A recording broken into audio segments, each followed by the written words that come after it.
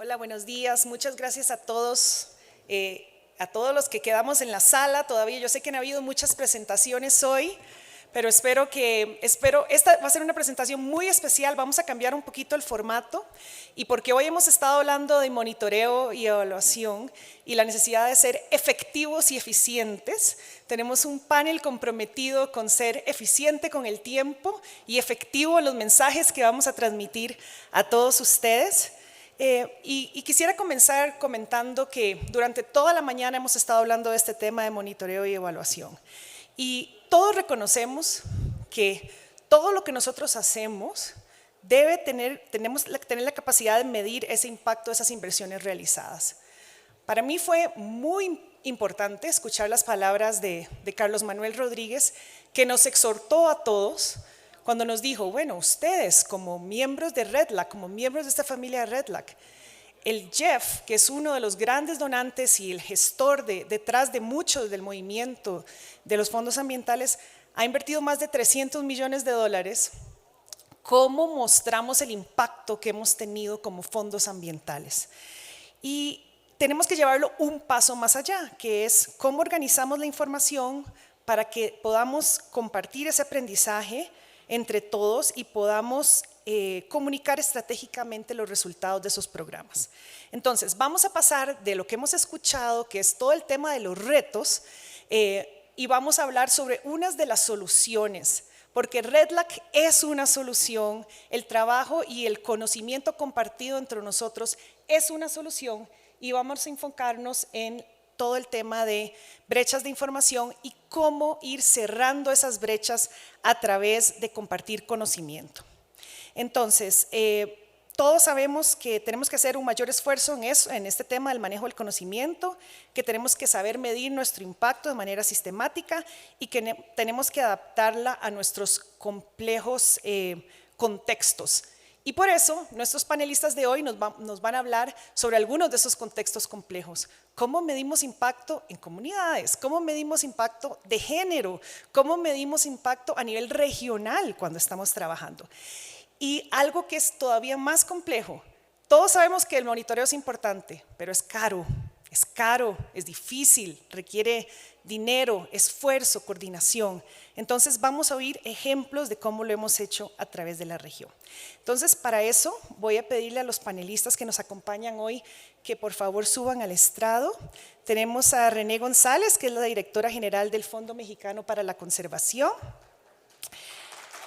Tenemos a Rosa Lemos, que es la Directora Ejecutiva de FUNBIO, y aquí tenemos toda la experiencia de los fondos ambientales para compartir con ustedes. Nos va a acompañar Tania Liu en vez de Karen McDonald. Bueno, ya tenemos su foto, muy bien. Que es gerente de finanzas para la conservación del Caribbean Biodiversity Fund. Gustavo Nakamura, que es vicepresidente del Instituto Iberoamericano de Estrategias Público-Privadas. Y finalmente, Verona Collantes, que es especialista senior de género justamente del Global Environment Facility, que como saben es el gran socio nuestro de RedLAC. Entonces, gracias Verona. Como ven, tenemos un panel diverso y también muy internacional, así que vamos a pasar entre inglés y español para que tengan también listos sus aparatos de traducción si fuera necesario. Y queremos comenzar, no vamos a comenzar simplemente haciéndoles preguntas a los panelistas, sino que vamos a poner en la pantalla dos pensamientos con los que no necesariamente todo el mundo concuerda. Y que tienen que ver con cómo compartimos información y cómo trabajamos en conjunto. Entonces, durante los primeros 8 minutos, le voy a pedir a los panelistas que nos acompañan que viendo y leyendo esas dos frases que compartimos con ustedes, se ofrezcan a ofrecer algunos comentarios, si están de acuerdo, si no están de acuerdo, para ir un poco sentando las bases para lo que va a ser nuestra conversación. Entonces, el primero, los voy a leer. Trabajar en alianza con otras organizaciones permite acceder a información y conocimiento para medir el estado de conservación y otros sectores de interés. El segundo, Mantener un sistema de información que sea relevante y asequible para la toma de decisiones es costoso y es difícil de recaudar, y en eso tenemos también experiencia. Entonces, vuelvo a ver a mis panelistas y le pregunto si hay alguno que se ofrece para comenzar comentando un poco sobre algunos de estos dos pensamientos que tenemos acá. Rosa? Talking about the second statement, to maintain a system of information. After an institution reaches a certain size, it's very difficult to keep doing things by hand, using Excel, having to compile information from different areas within the institution in real time to be able to make a decision and monitor how the institution is doing. So a system, it's fundamental. So we can have the same information at the same time shared by everybody. And this became even more important after the pandemic. FUNBIO closed for 12 months. Everybody was working from home. If we didn't have a system where everybody could look at the information at the same time, in real time, it would be very difficult to manage the institution. And we hired 30 people during the pandemic. They need to know, they need to have access to knowledge through the systems to get acquainted with the project, with the institution to be able to work. And this continues to be a necessity because we are in a hybrid system. In FUNBIO, we work 2 days in the office, 3 days at home. So we still need this, to make this investment, is an investment that the institution makes that favors the sharing of the knowledge and the management and the decision-making process. Thank you, Rosa. And I like the word investment because this is an investment that will hopefully produce great results, but it requires investing time, energy, and across the staff. ¿Algún otro que quiera comentar sobre estos? Tanya? Yeah, is it on? All right, I'll speak in English. Let me try to address the first one, because as the Caribbean Biodiversity Fund, we bring together 12 countries who benefit from our endowment fund. So for us, it has really been important to create those alliances to make sure that at least for our 12 national conservation trust funds, so in each of the countries we work with one national conservation trust fund who is our partner organization. We have tried to build that network of sharing knowledge, making sure that new conservation trust funds, and we have one that was established last year in the island of Dominica, and making sure that those new ones can benefit from the experience that we bring with some of the other partners that have been established for a longer period of time. I think for CBF also, where I want to really give a big shout out to Costa Rica por Siempre, is the Bridge project. So I hope here there are more funders, more networks that we can continue with the Bridge project, even after this, this second or the third round of mentorship that is going on right now.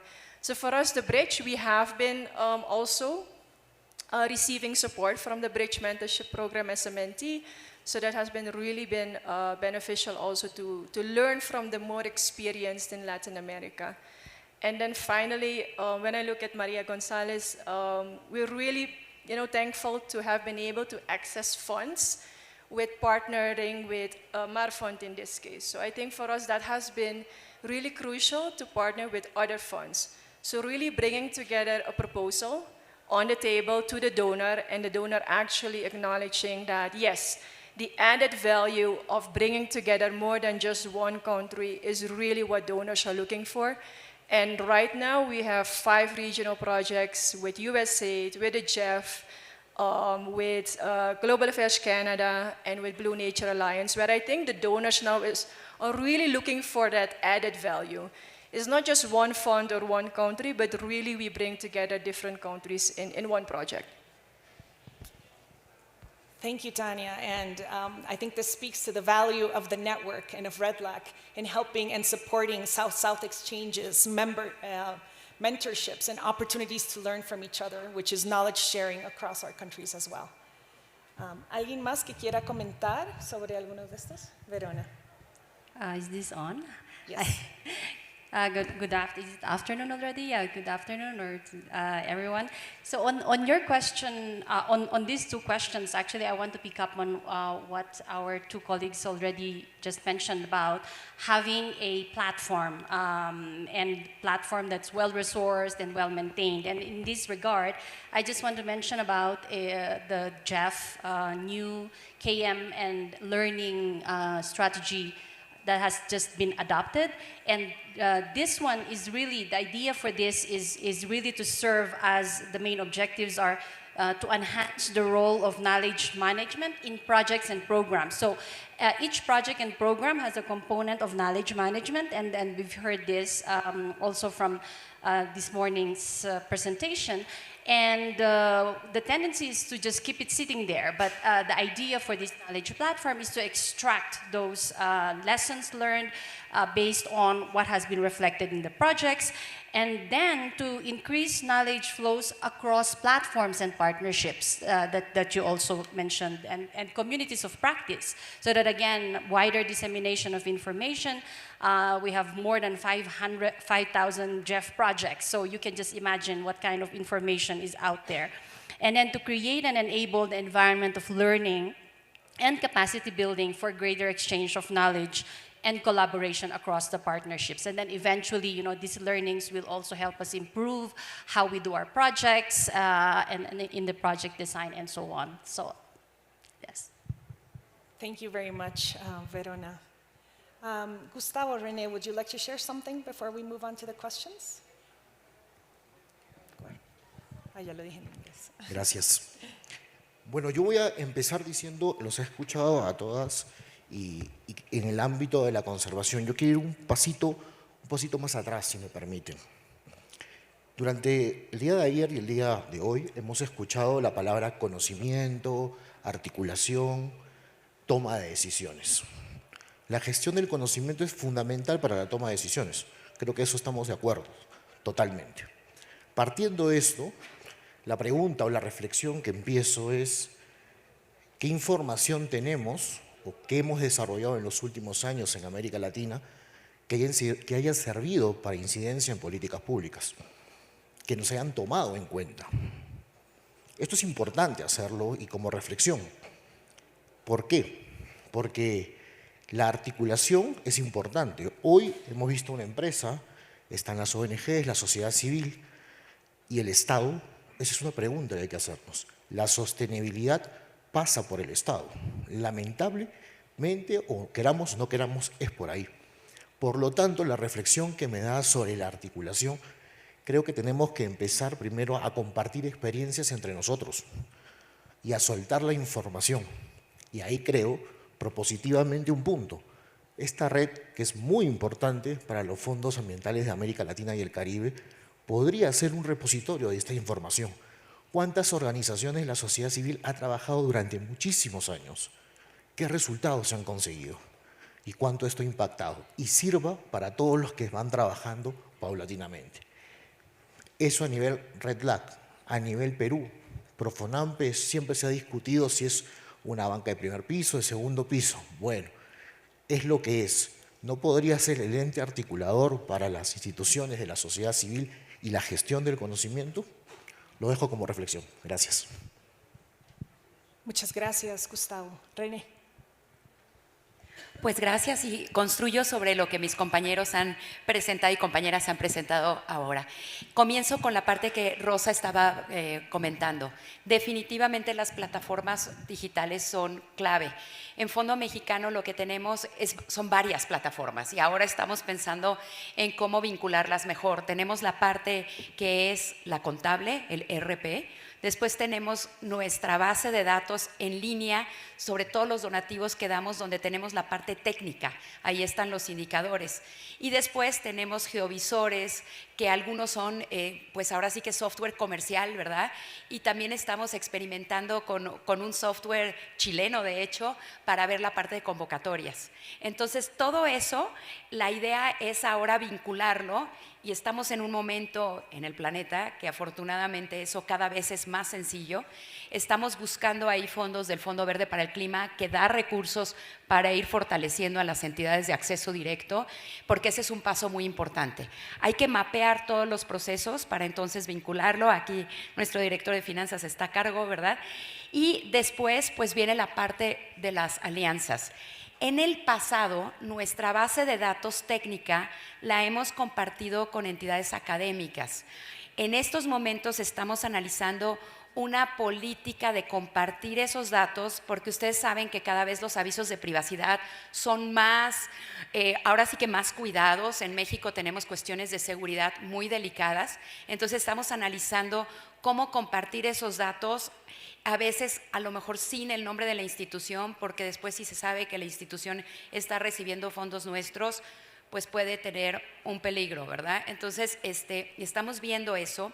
Lo que queremos es que los académicos, y estamos hablando con varias universidades, tomen esos datos y nos den directrices claras de si ponemos los fondos en cierta inversión, funcionan más que en otros. Por ejemplo, hay metaanálisis que muestran a nivel mundial que si uno invierte en guardaparques, y esto está aprobado en 93 áreas protegidas en países tropicales, disminuye la deforestación. Entonces, esos metaanálisis queremos que se lleven a cabo. Nosotros tenemos datos realmente de desempeño. Aquí, un poco siguiendo la presentación del Banco Interamericano de Desarrollo, la parte de impacto es difícil. Podemos contar las hectáreas en las que estamos invirtiendo, pero va a ser después de 4 o 5 años que necesitamos análisis de sensores remotos para parear con áreas que no han tenido el apoyo y ver si realmente está disminuyendo la deforestación. Eso es fácil con ciertos indicadores, con otros es más difícil. ¿Qué es lo que sucede? Que lo que no es ambiental y no se puede ver con sensores remotos requiere, como lo vimos anteriormente, de encuestas pareadas, y donde no tenemos inversiones nos ha resultado muy difícil entrar a territorios donde no hay una inversión porque no ha pasado por el proceso de selección, y a veces puede ser riesgoso el llegar a tocar la puerta de alguien que no conocemos. Entonces, estamos viendo estos retos y queremos apostarle mucho a análisis de datos, de metaanálisis, para entonces ver dónde podemos poner las inversiones que van a tener un mayor retorno. Las cuestiones de género son muy interesantes porque sí hemos visto que algunos tipos de inversiones donde la administración, por ejemplo, está a cargo de mujeres, tiene un retorno más alto, o con pueblos indígenas también hemos tenido muy buenos resultados. Entonces, ir viendo cuáles son esas variables que nos dan un mejor retorno de la inversión. Gracias. Muchas gracias, Renée. Entonces, para seguir ahora con las preguntas en particular y solo concluyendo, pareciera que todos estamos de acuerdo en que trabajar en conjunto y en alianzas, buscando mentorías, buscando oportunidades de aprender unos de los otros, es algo que nos ha ayudado y nos puede seguir ayudando a hacer esa inversión, como mencionaba Rosa, y que sí, mantener un sistema de información no es solo mantener el sistema de información por mantenerlo, es que ese sistema de información, como nos decía Gustavo, sea efectivo en lo que estamos buscando, si es esa toma de decisiones. Y sí es costoso, como lo escuchábamos ahora también de Renée, pero creo que a través de las presentaciones de hoy en la mañana también hemos hablado de recursos. Renée mencionó el Fondo Verde, hablamos del JEF, hemos visto las presentaciones del Fondo de Adaptación, vimos la posibilidad de utilizar fondos de Bridge, en la mañana hablamos del BID, o sea que sí hay recursos y existen plataformas para que podamos aprender y seguir trabajando. Así que con eso concluyo un poquito esta primera sección. Y pasamos entonces ahora a las preguntas para cada uno de ustedes. Verona, you are first. So I wanted to ask you regarding gender and environmental data, because this is your area of expertise. Can you share some efforts towards generating more information and the challenges that come with this? What are some examples of the JEF's response to better capturing gender equality results in environmental policies and programming? Thank you. Thank you for that question, Zdenka. Well, we've heard about the issue of data all throughout the sessions since yesterday, including the scarcity of data and the data for gender and environment, and the nexus between gender and environment. I'm sure many of you have encountered this in your own work. It's the same. So there is really this gap and challenge in terms of measuring gender and environment results. The thing is, I probably shouldn't remind you, but it would be worth reiterating that we all know, and we've heard from Renée, that women are important stewards of the environment, and we've seen results of those and examples of those in our projects. And most recently, the Global Biodiversity Framework that was just recently adopted in December at the COP of the CBD has, in fact, included target which is gender specific, target 23 on gender responsive implementation of the GBF, in case you missed that. But there's also target 22, which is on indigenous peoples' knowledge and how to promote this, and including women and girls. So it's all right there, front and center. Now on the gender and environment data in particular, the fact is, the environment and gender data, looking just at the Sustainable Development Goals, many of you know, there are first of all, there's already very few of those, 10 indicators, but only 2 of those 10 indicators have data. So what do we do? So you can just imagine. The good thing is, there are some efforts that are being done, and one of which is being led by UN Women, which developed a questionnaire. It's meant for statisticians to build really this gender environment data, and it's 200 indicators that I'm seeing eyes popping, and it's the same for me. Like these are household surveys, and in areas like examples of. In the area of location, building materials, fuel, water consumption, water sanitation, climate change effects, employment in green economy, agriculture, land use. So all of the things that cut across environmental work. So this is very exciting. But there's more work to be done. They're still starting this, and they're piloting it in some countries. I just wanted to share, there is that. We know that data is lacking or scarce, but there are anecdotes, and we've seen this in our own projects, and we've spoken to communities. Last week, we were actually privileged, the GEF delegation, with Carlos Manuel, and Anton was also with us. We visited a GEF-funded agro-biodiversity CPAM project in Lares, some 3 hours away from here. And we found that women, in fact, were the main stewards of their seed banks. And seed banks, as you know, is very important in storing genetic variability and also for trading some of these goods. I'll just mention one last point. I know I'm running out of time. Just not to forget that there's a GEF gender partnership comprising the 8 gender focal points of all the 18 implementing agencies of the GEF, plus the 5 convention focal points. And this is actually the reason why I'm here today. Thank you to FUNBIO, to Helio, who introduced me to RedLAC. And I'm really looking forward to further cooperation, because I see that there's so many partners here where we can collaborate and expand all this knowledge on gender and environment. Thank you so much. Thank you so much, Verona, for sharing all this information. I think that as environmental funds continue to evolve and are more involved than ever in community development and gender and meeting their safeguards, being able to demonstrate this impact is ever increasingly more important, and these cross-cutting themes. So thank you and also for Jeff's support in ensuring that the environmental funds can access this information. All right. Me voy a la otra esquina donde Renée, y tengo una pregunta para ti, Renée. ¿Cómo hacen ustedes? Y voy a pasar creo que tienes una diapositiva para compartir. Cuéntanos un poquito más de cómo aseguran ustedes que la información y los datos colectados sean de confianza y relevantes. Ese es un tema que ahora estabas mencionando un poco, ¿verdad? Hay tanta información, ¿cómo nos aseguramos de compartir los datos que verdaderamente son de confianza y relevantes y que respondan a las preguntas que tiene la institución? Lo que hacemos es un trabajo en donde nos apoyamos en esta plataforma de datos que les platicaba, la parte técnica. Cada uno de los donativos que nosotros damos cada año tiene que tener al menos uno de 12 indicadores a nivel institucional. Esos 12 indicadores los derivamos de las estrategias nacionales de biodiversidad y de las contribuciones nacionalmente determinadas, que a su vez responden a las convenciones, las cuales a su vez responden a los objetivos de desarrollo sustentable. Entonces, ahora sí que es la parte donde Fondo Mexicano puede contribuir. Esos 12 indicadores, lo que hacemos es compilar la información al final del año.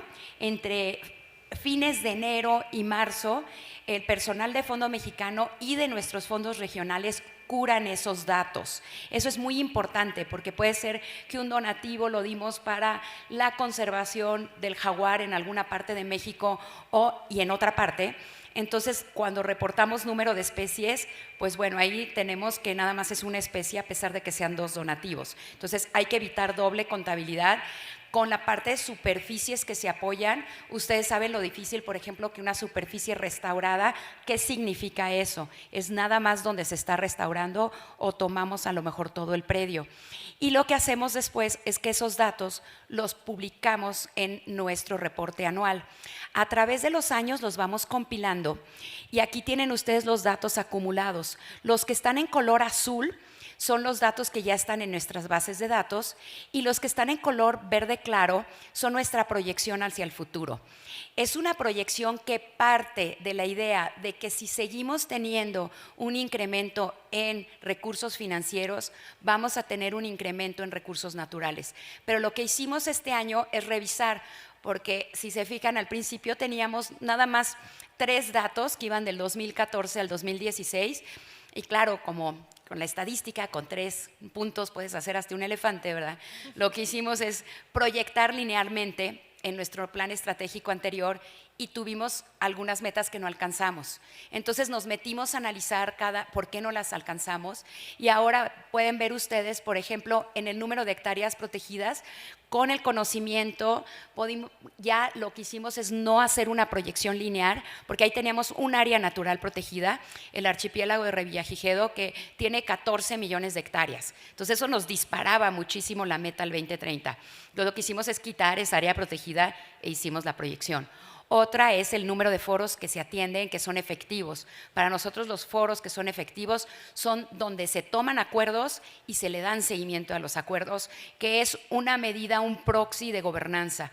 Y aquí lo que sabemos es que no queremos ir creando más foros, sino que realmente sean efectivos. Entonces van a ver que tiene realmente una tendencia logarítmica.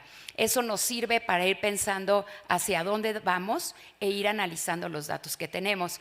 Esto es desempeño. Para ver realmente impacto, entonces lo que hacemos es que después de cierto número de años, por ejemplo, este año estamos contratando a una universidad que nos está haciendo el análisis de los datos de deforestación de las áreas protegidas para comparar las que tienen inversiones nuestras con las que no. Y eso sí nos va a decir si realmente estamos haciendo un cambio y ojalá que sí, para que podamos dormir tranquilos. Gracias. Muchísimas gracias, Renée. Vamos a pasar ahora a Tania. Tania, I want to ask you also, because as a regional fund, you need to play a role in coordinating knowledge and data across countries. And part of the challenge of monitoring and evaluation is scaling up. And so can you tell us a little bit about your experience doing this across the Caribbean countries in which the CBF works? All right, thank you so much.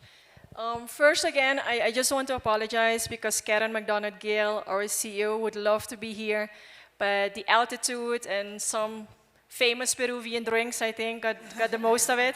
So apologies again from Karen, but I'm happy that I'm here to respond to the question and be part of the panel. So I think for us, first and foremost, yes, the Caribbean islands, first of all, are very small. So what we see that most of the global models that can be used, that need to be downscaled to this scale of the Caribbean islands, it's almost one impossible.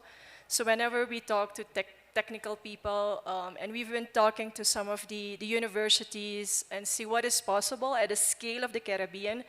Again, here we're talking about islands sometimes of 20,000 people max. So less than 1 million, let's see, on average. Like even Guyana, who is part of our network, has 750,000 people. So it's just to put that in scale when we talk about these islands versus Mexico or Brazil or Argentina and Chile. So again, the scale, I think, really plays a role, and we've been trying to really see how we can make that fit in whatever data that is available. I think one thing that we have learned also is that we have seen many initiatives coming from different donors, different projects. One would be, out of the top of my head, BioPama, which is a global project being funded by IUCN, I believe, and other donors. But I think for us in the Caribbean, we have to be careful in finding or funding projects that have a limited time scale. So what happens after 5 years and all the data that has been collected in a project? So for us, really, as a regional organization, we've been trying to see how we can collect the data, how we can coordinate with the projects where they're funding different data sets or different data sets of data on online, on a website. But again, what happens after the project is finished? So I think for us as a role as a Caribbean fund is to make sure that there is sustainability in whichever of these data sets that is now being developed or has been developed in the past, and really making sure that that website stays alive and is being continuously updated. I think for us, that really has been something that we've seen our role as a regional fund adding value to the data that is available in the Caribbean. Thank you so much, Tanya. That is an excellent point. Sustainability of all of these efforts, keeping these going and these monitoring systems going across different projects, because these really become more than just simple project impact. This has to be organizational impact, national impact, and how do we continue to scale it up? So that is definitely something a big challenge that we all face as part of our job. Thank you.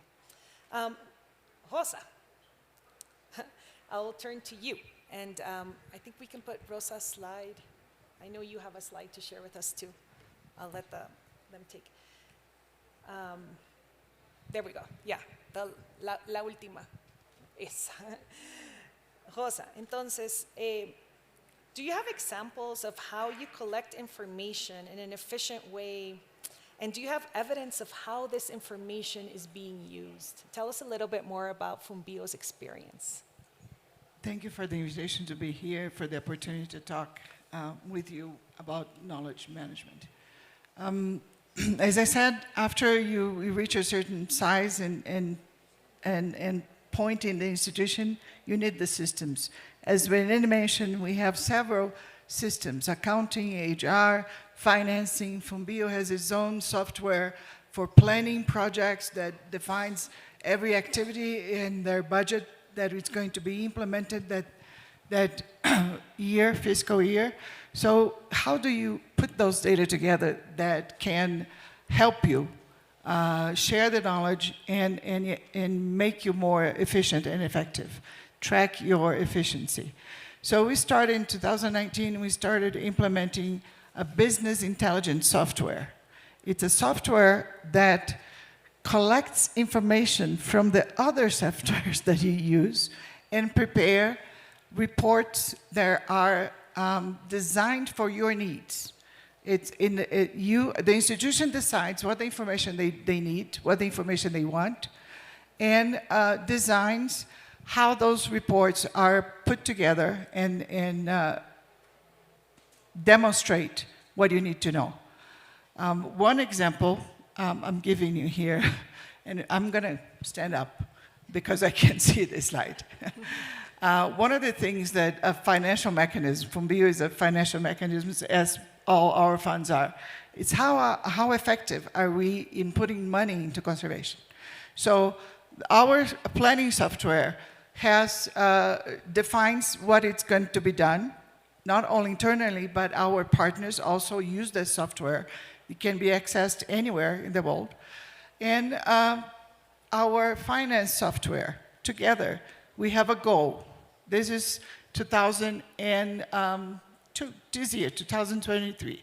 Our goal to implement was direct implementation, 130 million reais. Indirect implementation, also 130 million reais. The difference of direct and indirect. Direct implementation, FUNBIO does all the procurement for the protected areas. The services, the equipment, the hiring of consultants. So we have an in-house team for procuring goods and services for the protected area. Sorry, the altitude makes it very difficult to speak. So this team provides all the services and delivers to the protected area. But we also work with partners.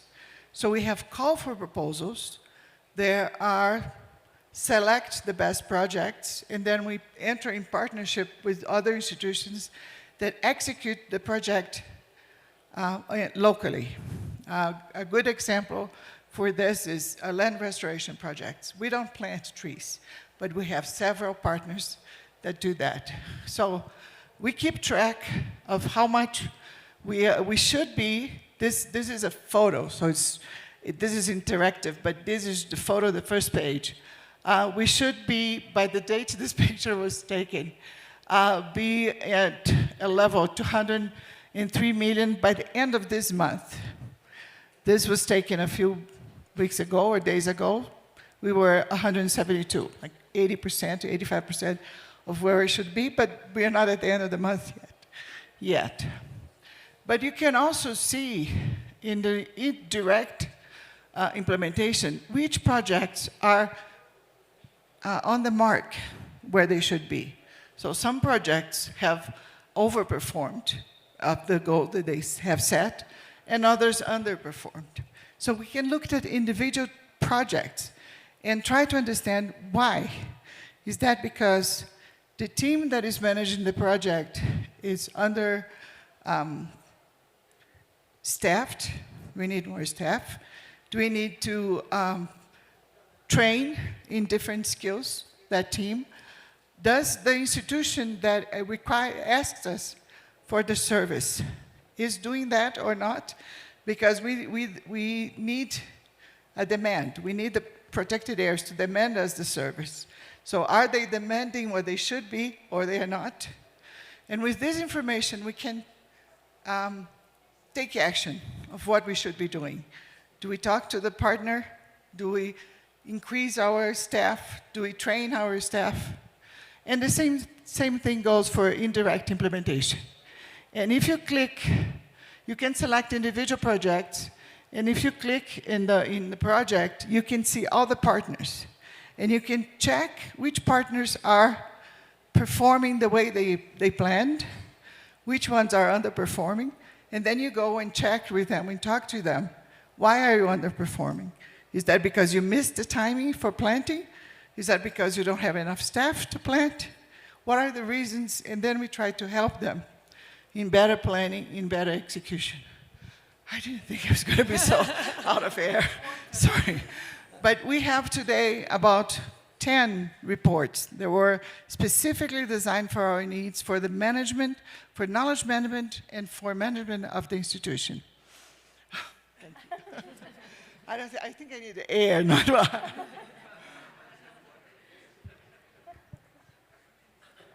So we have about 10 different reports. Those reports are evolving every day. We learn from them, and we improve them. They are alive. Every time, every day, we're improving, making them better, and creating new ones that we identify that is necessary for us and for our partners. Today, this is only used internally, but we are building an interface that the protected area agents can also access and see which park is underperforming, which park needs help, and what they can do for that. The same thing for our indirect for our partners. Eventually, we are going to work on indicators of effectiveness. We are not there yet.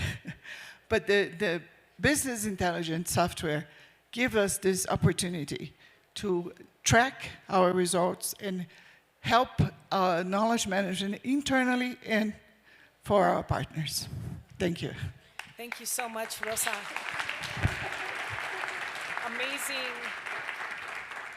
Amazing software, and I know that you might be running out of breath, as all of us are here, but we are breathless to see what you have done with this software, and to be able to track this, I think, is a goal that every organization wishes it can abide with as well. So thank you for that and for sharing this, and this is what all this is about. How can we learn from your software, from your experiences, and replicate elsewhere?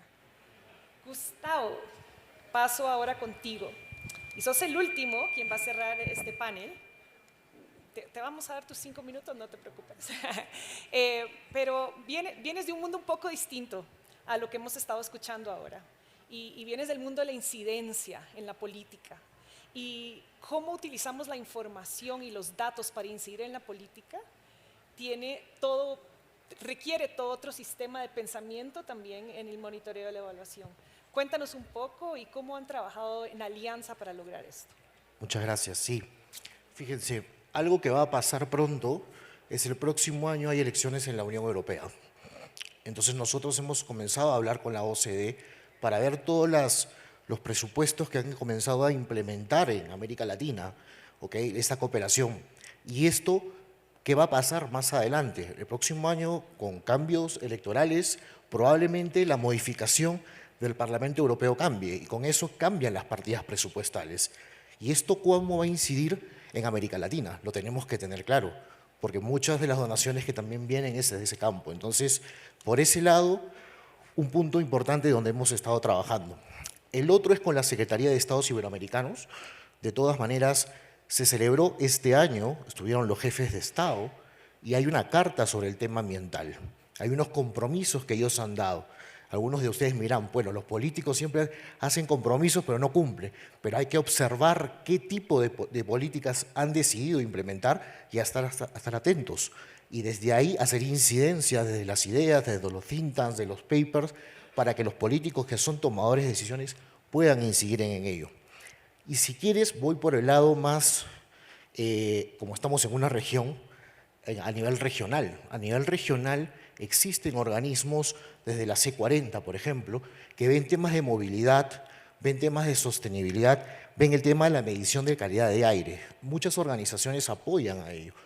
¿Cuánto de esto ha repercutido en la política pública y cuánto de las autoridades han aceptado estas propuestas y hoy se implementan? En ese proceso estamos en evaluación en este momento para arrojar indicadores que nos puedan decir qué nos falta y por dónde hay que caminar y cómo hacerle entender al político o al tomador de decisiones de presupuesto que deberían ir enfocados por ese rubro. Excelente. He cumplido, ¿eh? 2 minutos. Gustavo, excelente. Bueno, qué bien a todos. 5 panelistas, 40 minutos y cumplimos nuestro objetivo, eficientes y eficaces. Puede ser solo una última ronda porque yo creo que en tan corto tiempo hemos aprendido tanto. Les voy a decir qué aprendí yo rápidamente. Aprendí la importancia de ser efectivos en cómo invertimos el dinero para la conservación, o sea, qué tan efectivos somos en cada dólar que ponemos en la conservación. Gracias, Rosa. En cómo podemos escalar la información. Gracias, Tania, para ver cómo lo hacemos a nivel regional. En cómo usamos información confiable. Gracias, Renée, por compartirnos experiencias sobre eso. Cómo trabajamos en temas transversales. Gracias, Verona, por compartir eso. Cómo nos aseguramos que esta información tenga resultado en las tomas de decisiones. Gracias, Gustavo, por compartir. Cómo trabajamos todos juntos. Gracias a todos, porque lo que estamos haciendo es eso, es trabajando juntos, buscando compartir experiencias y aprendiendo unos de los otros. Ese es el corazón de RedLAC y gracias a ustedes por compartirlo con transparencia, por compartir sus retos y por estar acá hoy con nosotros. Muchísimas gracias.